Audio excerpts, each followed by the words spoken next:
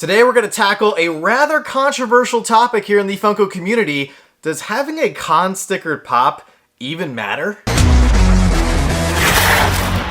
What's going on, everybody? Welcome back to the channel. So today we're going to cover a rather controversial topic here in the Funko community, and that is, does it even matter if you have the con stickered version of a Funko Pop? Now, I thought this was a perfect time to drop this video and talk about this topic because we are coming off of San Diego Comic-Con a little over a month ago, and we are a little bit over a month out from New York Comic-Con, and these are the two major conventions where Funko releases a lot of Funko Pop exclusives. We used to have Emerald City Comic-Con over the past few years as the spring convention where they would release a handful of items, and now that has been replaced seemingly by C2E2 in Chicago, where they did release a small Funko exclusive catalog. But for the most part, when it comes to the big Funko exclusives that everybody looks forward to every single year, San Diego Comic-Con and New York Comic-Con are key staples for Funko as a company.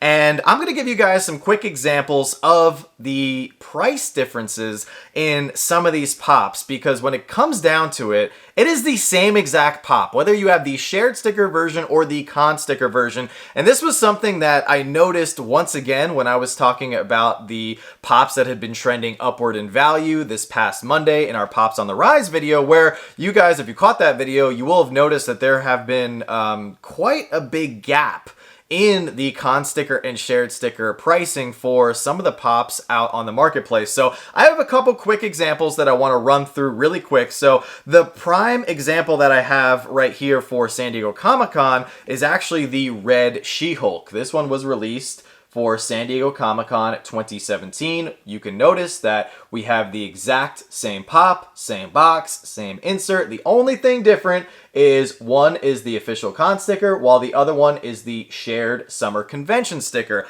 And like I mentioned, San Diego Comic-Con is not the only place where you're going to find two different stickers for the exact same pop. We have this as the case with New York Comic-Con, and right here I have one of my favorite pops of all time. This is the New York Comic-Con Captain Rex with the official con sticker. Oh, I failed to mention the shared red She-Hulk is only going for $15, while the con sticker is going for $105. So people are willing to shell out more than $100 just for the con sticker, and it gets even worse for Captain Rex. The con sticker, New York Comic-Con, Captain Rex right here is trending for $800, while the shared sticker is only going for $300. I say only, but $300 is still quite a bit of money for one Funko Pop. But that is crazy. People are willing to pay over $500 more for the con sticker version of a pop. Same exact pop.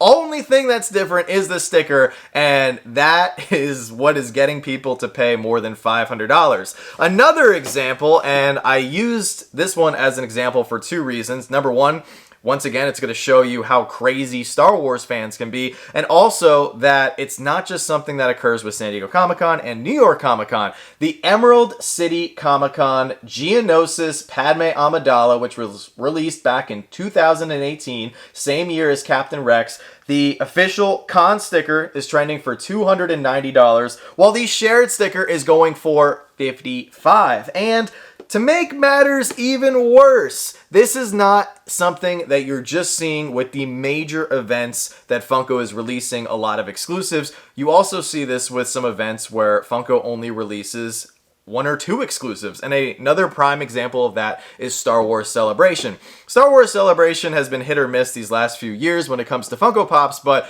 I would say prior to 2019, they released some really good ones. And back in 2017, they came out with the holographic glow-in-the-dark Qui-Gon Jinn for 2017, and the con sticker or official celebration sticker is currently trending for $240, while the regular Galactic Convention shared sticker version is only trending for $48. So there you have three examples of crazy Star Wars prices, but you also have an example of the difference in pricing for four major events where Funko has released exclusives. So that brings us to the first main point of contention, and I think this is going to help out a lot of newer collectors in the community. how do you even obtain a con stickered pop from one of these events? And I'm going to tell you, it is very difficult because let's say you want to go to New York Comic Con next month in New York City at the Javits Center. Depending on where you live, you're going to have to travel to the event, which is going to be at minimum a taxi ride or a car ride, or if you live far away from New York City, it's going to require a plane ticket. You're also going to have to buy yourself food while you're traveling. You're also going to need to stay at a hotel if you plan on staying in New York City for a couple days. And of course, you're also going to need to purchase a ticket to attend New York Comic Con. So you've already got several costs built up right there before you can even get to the Javits Center in New York City. Now, once you're at the Javits Center, you can't just roll up to the Funko booth and say, hey, I'm Bob, I'm here for my con sticker Captain Rex. You actually have to enter into a lottery system to get hopefully chosen for a time slot for the Funko booth, and this lottery occurs before the event even starts. So you not only have to shell out a lot of money to travel to the event, you have to get lucky to get a time slot through the lottery system that Funko does to even have a chance to purchase these exclusives. Because once again, even if you go to the con, you get a time slot through the lottery, you are not guaranteed to get an exclusive, because if you're going after a character, let's say with a popularity like Captain Rex, by the time you get to the booth and it's ready for your time slot, that specific exclusive may have been sold out, which is a huge bummer and something that must be just world crushing to people that wait hours upon hours in line, travel great distances to these events only to find out that the item that they were hoping to get is in fact sold out. Now, to the people that are lucky enough to travel to these events, get their tickets, get their lottery slot, and then get the specific items that they want at the booth, a lot of people turn right around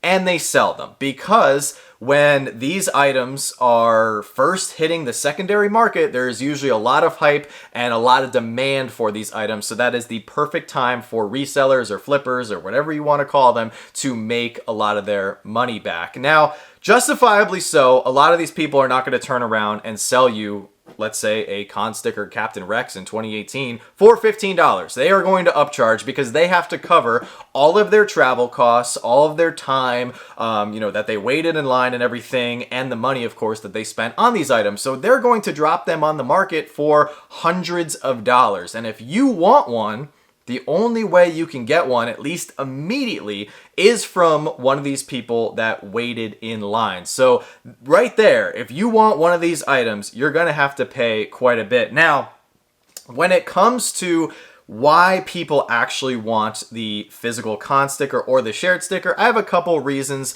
as to why I think people are willing to shell out hundreds of dollars to pay for these items. And it's also important to mention that here in 2024, we also have several apps like Whatnot, eBay, Mercari, that gives these people who have the items in hand a very quick means of selling them. So when it comes to the con sticker versus the shared sticker, there are a couple key things that I think need to be pointed out. When it comes to the San Diego Comic-Con sticker, for instance, you'll notice that the official con sticker has something that the shared sticker does not. And it actually has the San Diego Comic-Con logo, which right off the bat, I think a lot of people are willing to pay a premium for, because that San Diego Comic-Con holds weight. It is cool. It is signatory of one of the biggest comic conventions that occurs every single July worldwide. There's also another thing on the San Diego Comic-Con con sticker that is not on the shared sticker, and that is two words: limited edition. Anytime a company can slap the two words limited edition on something, that is going to make collectors and consumers go crazy, because it signifies that it is something that not everybody is able to obtain. And as humans, as collectors, we want something that is special for our collection, that we can obtain, that not everybody is able to obtain. So right then and there, you have two critical reasons as to why I think people are willing to pay more for the con sticker than the shared sticker. The last big reason as to why I think a majority of people are willing to pay for the con sticker over the shared sticker is the simple fact that they can't go to the event and they want to be a part of the event. If you can't go to the event, which I think is the case for a lot of people because your job either won't allow you to take the time off, you can't afford it because it's very expensive to travel to these events, or you might have responsibilities like family, kids, pets, where you just can't get up and go across the country or across the world to spend a weekend hoping to, get in line and get one of these con exclusive pops. So instead of spending the money on the trip, or if you can't take the trip, you are then going to turn around and pay for that con sticker because you might get caught up in the hype. A lot of people get FOMO right around New York Comic Con time and San Diego Comic Con time, and they want to be a part of the event. And that's why I think a lot of people are okay with paying significantly more for the con sticker from one of the people that actually does travel to the event as compared to rolling up to their local Hot Topic or GameStop or Barnes & Noble or Target, where these pops are actually shared with. And that's another thing that I wanted to point out for newer collectors. The reason that this is the shared sticker is because this version of the pop, with the summer convention sticker or fall convention sticker in the case of New York Comic Con, means that this is shared with a specific retailer. So you could only go to Hot Topic, for example, to get whatever XYZ shared pop that Funko has made because it's been shared with Hot Topic. Now, moving on to the next portion of the video here, I do want to admit that I am part of the problem. I am somebody who is willing to shell out more money for the con sticker or the celebration sticker because of a few reasons that I've noticed over the years. And one of the biggest things is I haven't been able to travel to a lot of these cons. So yes, I get caught up in the hype and I want to feel like I'm part of the event. So I am willing to spend more for the con exclusive sticker. Another big thing for me as a collector is when it comes to the con exclusive sticker, and I'll use Red She-Hulk again as an example. I think the con exclusive sticker for the most part just looks so much cleaner than the shared sticker. So as a collector from an aesthetic point of view, when I see a pop on my shelf that was exclusive to a con, I do want the con sticker. And another thing that I've noticed that is 100% self-inflicted is that over the years, I've been collecting now for over a decade, I've noticed that when I have mostly con stickers and only a few shared stickers, it really bothers me. I like having everything clean and very organized, so that is why I want all of my con exclusive pops, if I can afford it, to be the official con exclusive stickered versions. I know it's crazy, but that's where I'm at as a collector, along with the last reason here, which is arguably the biggest reason for me as to why I'm okay with spending more for a con exclusive sticker, and that is the thrill of the hunt for getting the more limited version of the pop. At the end of the day, yes, it is the same exact pop, but when it comes to, let's say, San Diego Comic Con once again, the shared sticker, Funko is likely going to make 10,000 versions of this specific pop. And I'm just hypothetically speaking, I don't know how many how many pops of each version they make, but I would venture to say that the con sticker version is going to be 75%, if not more, fewer than the actual shared sticker. So I would be surprised if they made more than 2,500 of the con sticker Red She-Hulk. And when it comes to that, to me as a collector, it is so much more exciting to get the more rare and harder to find version of any con exclusive pop. So those are the reasons as to why I go after the con stickered pops, but I'd love to hear your thoughts down in the comments section below. As a collector, does it matter which sticker that you have? Are you okay with spending more on the con sticker? Do you have a certain budget with, all right, I'm okay with buying the con sticker up to $50. After that, I'm just going to stick with the shared sticker version and be happy, because at the end of the day, it is the same exact pop. Now, the last big thing that I want to point out for this video is something that cannot be overlooked or understated. Unfortunately, with the con sticker versions of these pops having more value, and in some cases significantly more value, there is a massive opportunity that a lot of people take every single year to create fake con stickers. What they do is they'll buy the shared sticker version of a pop. Let's say Queen Amidala here. They could buy Queen Amidala for $55 if they're able to replicate, which there are actually quite a few fakes of this one on the market. If they are able to replicate that 2018 Emerald City Comic Con sticker, they can then take that sticker, put it on the shared, same exact pop version of Padme Amidala, and sell it and make a profit of well over $200, depending on whatever platform they use, which is a huge problem here in the community, as I know a lot of people have purchased unknowingly fake con stickered pops. And it really sucks because some of these people have gotten so good at making replica stickers, and if you've only been collecting for a few months, a year, maybe a year or two, you're not going to know what to look for. And I think, unfortunately, in this day and age, it's very easy for people to get swindled out of their money when they just don't know that there are a lot of fakes of that specific sticker, or they don't know what to look for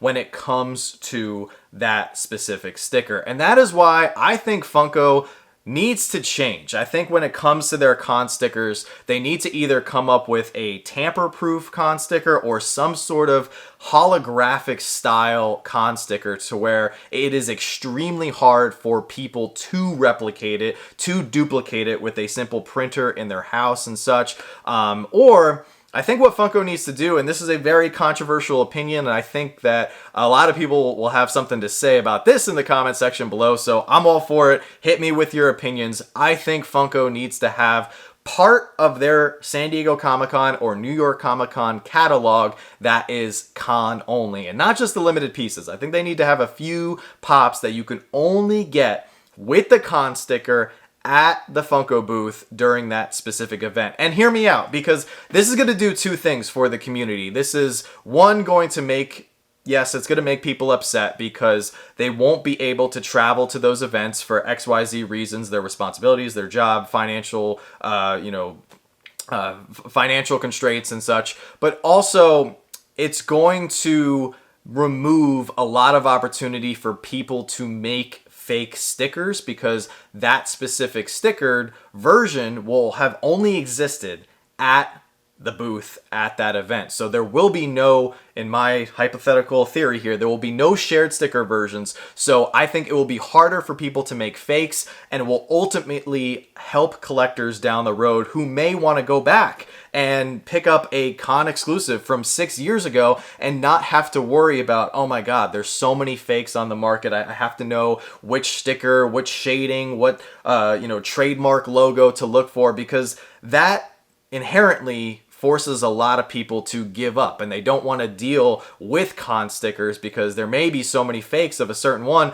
that they're just going to go, you know what? I'm just going to go with the shared sticker. I don't want the con exclusive sticker. And I think that is a bad thing for Funko collecting. I think Funko as a company should make their con exclusive items desirable. And how you make them desirable is make them resistant to being faked or duplicated with unauthenticated stickers. So that's just something that I feel they should do moving forward with it. Not their whole catalog, with just a few things, maybe their more popular items. And it will also, as a byproduct, add a lot more hype to the Funko hobby. Yes, once again, people will be upset that they won't be able to travel to the event and get those items, but it will make people so much more excited for when you do finally get those items for your collection, because it will take a lot more extra work. And I think when you have to put more work into a hobby and you do finally get that item, the reward is so much sweeter. When it's just not a simple basic of consumer to company transaction, me just swiping my credit card, they ship me the item in the mail.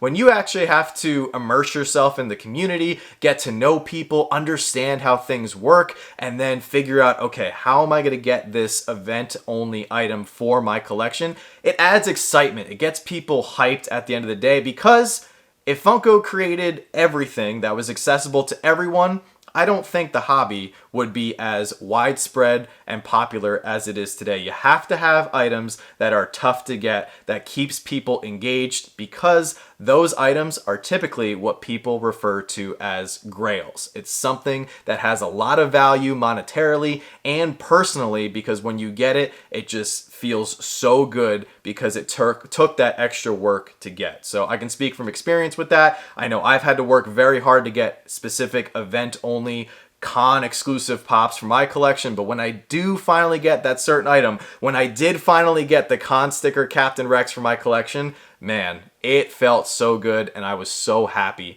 as a person and as a collector. So guys, let me know your thoughts down in the comments section below. Do you agree? Do you disagree? Are you neutral? Let me know all your thoughts. I'd love to hear it down in the comments section below. If you're new to the channel, please subscribe. We would love to have you join our Slapshotpops family. Hit the like button if you enjoyed this video and you want to see more controversial topics broken down like this. And as always, don't stop shooting until you score.